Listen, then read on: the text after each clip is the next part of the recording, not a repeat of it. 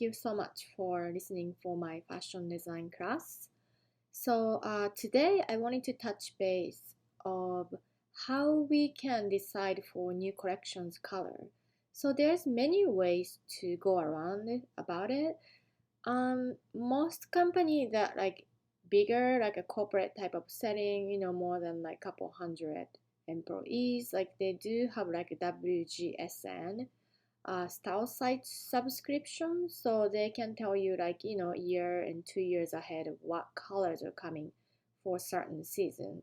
For example, here like for 2023, what kind of colors are coming and what kind of prints are coming, what kind of styles are coming, and those colors are specified in like Pantone books. So TPX or TCX, like those regular standard Pantone book that you can communicate with your overseas factories and things. So that's very easy to like accept, like expect like the colors from that way. And another way is you can like you do your due diligence, and you can like look at the people's clothes from last year to this year's, and you can kind of use your inspirations and coming up with your own color palette. Or you can also kind of browse like Pinterest for this, and then like kind of like look at like different kind of like a color schemes and see what you like. That's another way of doing it. Also, like if your collection is like based on like, let's say, print space, a lot of time designer also take out of like the color from the print to make their color palette. Or you can also recolor your prints exactly to go back and match with your color story as well. This is another example I have done. Like I gathered these like Pinterest like images and inspirational pieces to take out, with like these like the color tools, like you can just kind of like make like square here. You could like have multiple of them, and maybe like I already like this, you know, dusty pink, and then you could do that. You could like change it a little bit more brighter or a little bit more like settle. It's up to you. There's no like one single way of, oh, you have to make like your color story from here, like that color is really nice like in the background of the LA, so that can be kind of nice, like kind of like between like the you know right moss or something, or olive, and then like maybe like we have always this like a blue here in LA, so you can do that. Or you could have like maybe like palm tree, like that can be good for like perhaps the bottoms.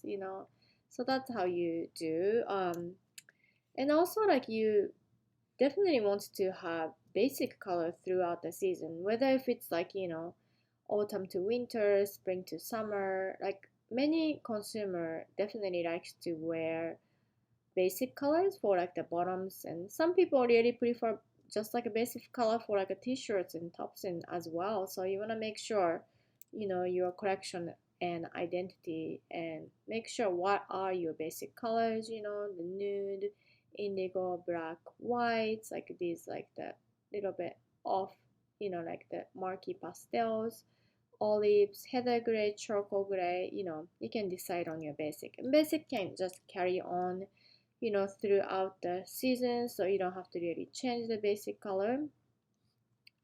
And this is like example of like a fall autumn 2022, but you could have like these colors. You don't have to have like too many accent colors, so you could maybe like take out that, like do like that, and then in the end you wanted to name your colors. You can name it in any creative names, any cute names, any like names that you could think of. So when you present your collections, you have like cute names that buyer can pick. Hey, I want this jumpsuit in like a salmon color. I want this t-shirt in brick color, dusty blue for this silk dress, and such things like that.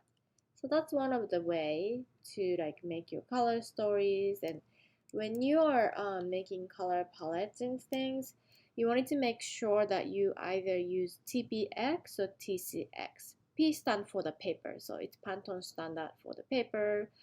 DCX is for like a cotton, so it's based on the textiles. But these like standard Pantone numbers are almost every manufacturers and factory overseas has the same book. So even though if you are geographically located in a different city, such as I live in LA and a lot of my factories are in China, Shanghai, on Guangzhou, or like in India, like by the Delhi. So this way you can make sure that you guys are talking about the same color standard code, even though you're not together or you might not see each other right that often, but you can still be accurate about the Pantone shade. Because now like when you pick like the color, next thing that factory wanted to proceed is probably wants to know what kind of color and what kind of fabric that you're going to run these colors, so that they can start on the lab dips. Lab dips are something that like chemically lab tested in the lab of the color, so that they can match to the color that you'd like to run in your collection.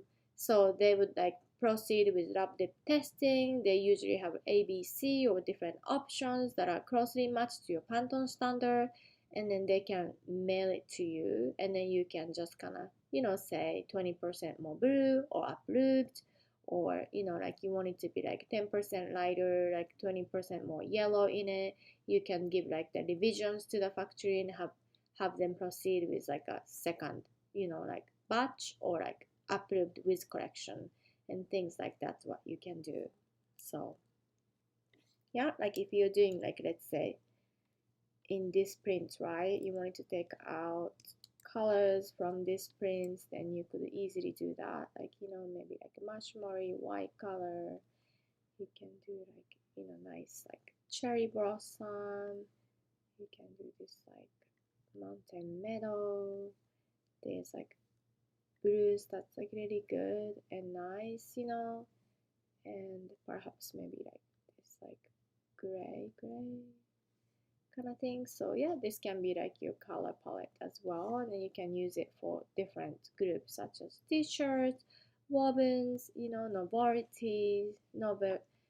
novelty, and you can use it for maybe stripes. You can like color it different way, right? Let's see if you have like a striped t-shirt or something, like you could easily use these colors to like kind of make like you know different kind of stripe. Maybe it's up to you, but really you could do many things, right, with colors. So yeah, and then you want to make sure your collection is color cohesive, because it would look very nice when you present to the buyers on the in a spot on like the hangers. It looks very cohesive. That's very important for when it comes to collection.